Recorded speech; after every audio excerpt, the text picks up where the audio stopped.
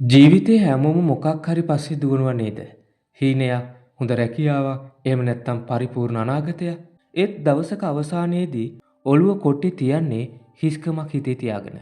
හරියට අපි දුවනවා, ඒත් කොහෙවත් ළඟා වෙන්නේ නෑ වගේ. දිනනවා, ඒත් සතුටක් නෑ. පිටතින් බලනකොට ජීවිතේ හොඳටම තියෙද්දි ඔබට කෙදිනක හෝ හිතුණා නම් මට මොකද්ද අඩුවක් තියෙනවා කියලා. එහෙනම් මේ කතාව ඔබටයි. මේක අන්තිම වෙනකන් අහන්න.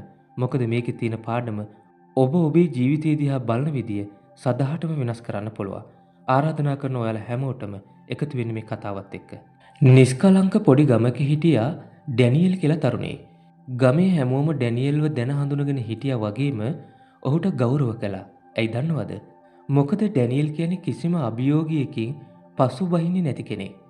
පාලමක් කැඩිලාද ඩැනියෙල් තමයි මුලින් මේක හදන්න ඉස්සර වෙන්නේ.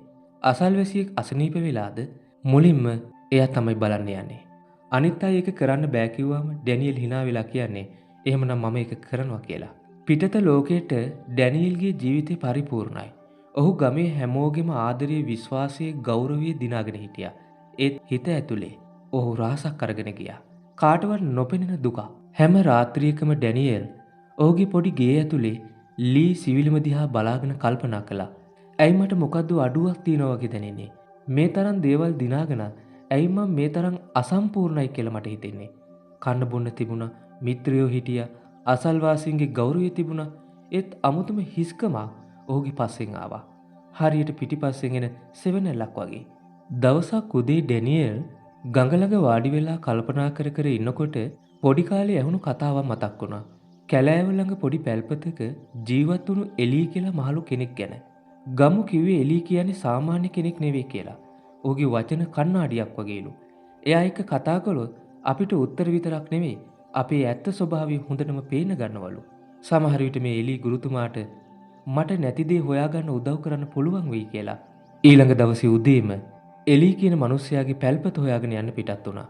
දුරකතර ගෙවාගෙන ඩැනියෙල් එලීගේ නිවසට ගිහින් එලීට ආචාර කරලා කිව්වා මම මගේ මුළු ජීවිත කාලෙම හොඳට මහන්සි වුණා. මම හැම අභියෝගයකටම මුහුණ දුන්නා. මගේ ඉලක්ක ජයගත්තා. ඒත් මට ඇත්තටම සතුටක් දැනෙන්නේ නැහැ. කරුණාකරලා කියන්න. මට නියම සතුට හොයාගන්න පුළුවන් කොහොමද? එලී එකපාරටම උත්තර දුන්නේ නැහැ. ඔහු ටික වෙලාවක් ඩැනියෙල් දිහා බලාගෙන හිටියා. ඊට පස්සේ හිමින් කිව්වා මම ඔබට උත්තරේ දෙන්නම්.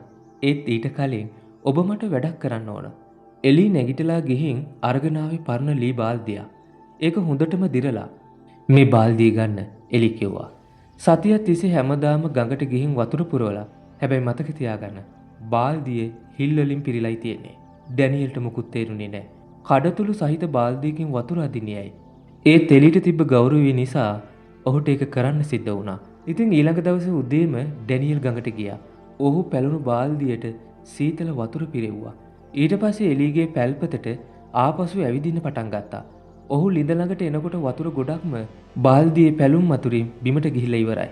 ඒත් ඉතුරු ටික ඔහු ළිඳට හැලුවා. ඊට පස්සේ දවසෙත් එහෙමයි. අවසානයේ වෙනකොට ඩැනියෙල්ගේ අතපය රිදෙන්න පටන් ගන්නවා.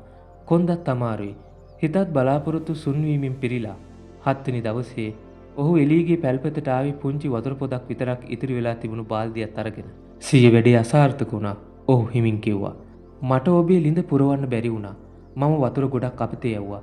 ඒත් එලීගේ සිනහව මැකුණේ නැහැ. එලී hina වෙලා කිව්වා ඔබ අසාර්ථක වුණේ නැහැ ඩැනියෙල්. ඇත්තටම ඔබ සාර්ථක වුණා. හැරිලා බලන්න. ඩැනියෙල් හැරිලා බැලුවා. ඔහුගේ ඇස් පුලුල් වුණා. ඔහු හැමදාම ඇවිද්ද දූවිලි පිරලා තිබුණු පාර දැන් දීප්තිමත් කොළ පැහැති තනකොළ වලින් සහ කහ රෝස සුදු මල් වලින් වැහිලා. ඔබේ බාල්දියේ තිබුණු පැලුන් වලින් වතුර බිමට වැටුණා ඩැනියෙල්. ඒක වසර ගණනාවක් තිස්සේ වැළලී ගිය අමතක වෙලා තිබුණු බීජ වලට ජීවිය දුන්නා. ඒක තමයි මේ මාවත ආයෙත් ලස්සන කළේ. නැවතත් එලී කිව්වා ජීවිතය කියන්නේ ওই බාල්දිය වගේ තමයි. අපි හැමෝම කඩතොළු සහිතයි. අසම්පූර්ණයි. ඒත් ඒ අඩුපාඩු නිසා අපි ප්‍රයෝජනයක් නැති අය වෙන්නේ නැහැ. ඇත්තටම සමහර වෙලාවට අපේ අඩුපාඩු තමයි නොසිතූ සුන්දරත්වයක් නිර්මාණය කරන්නේ. සැබෑ සතුටේ ඉන්නේ ළිඳ පිරවීමෙන් විතරක් නෙවෙයි. අවසාන ඉලක්කයට ළඟාවීමෙන් විතරක් නෙවෙයි. ඒක ඉන්නේ පාර දිගේ පිපිලා තියෙන මල් දිහා බලන එකෙන්, ගමන අගය කරන එකෙන්. එහෙම නැත්නම් අපට නොදැනීම අපි ස්පර්ශ කරන ජීවිත ගැන හිතන එකෙන්. ඩැනියෙල්ට ඒ වචන ටික ඔහුගේ හදවතටම කිඳා බැස්සා. අවුරුදු ගණනාවකට පස්සේ පළමු වතාවට ඔහුගේ පපුවෙන් බරක් අහක් වුණා වගේ දැනුණා. ඔහු මේ වෙනකල් ඔහුගේ ජීවිතේ මැල්ලා තිබුණේ ප්‍රතිඵල වලින්, සම්පූර්ණ කරපු ඉලක්ක වලින්, ඇහැට පේන සාර්ථකත්වයෙන් විතරයි.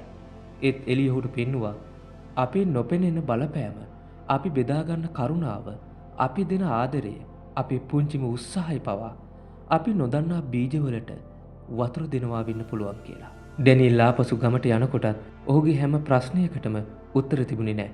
ඒත් ඔහුගේ හිත ඇතුලේ දෙයක් වෙනස් වෙලා තිබුණා. ඔහු ඔහුගේ අඩුපාඩු දිහා බැලුවේ අසාර්ථකත්වයන් විදිහට නෙවෙයි. ඒවා ඔහුගේ කතාවේ කොටසක් විදිහටයි. එදා ඉඳලා ඔහු ඉලක්ක පස්සේ දුවන එක විතරක් කළේ නැහැ. ඔහු පොඩි පොඩි වර්තමාන මොහොතවල් ගැන හිතන්න පටන් ගත්තා. මේ කතාවේ පාඩම මේකයි. අපි ගොඩක් දෙනෙක් විශ්වාස කරන්නේ මම මගේ හීනෙට ළඟා වුණාම සතුටු වෙයි කියලා. මම එතෙන්ට ගියාම මට සම්පූර්ණයි කියලා දැනේ කියලා. ඒ ජීවිතය කියන්නේ ගමනාන්තය විතරක් නෙවෙයි. ඔබේ කඩතොළු, ඔබේ අරගල, ඔබේ වැරදි ඒවා වෙන කෙනෙක්ගේ වර්ධනයට පාර හදනවා වෙන්න පුළුවන්. ඔබ දක්වන කරුණාව, ඔබ බෙදා ගන්න ආදරය, පුංචි උත්සාහය පවා ඔබ නොදන්නා බීජවලට වතුර දෙනවා වෙන්න පුළුවන්.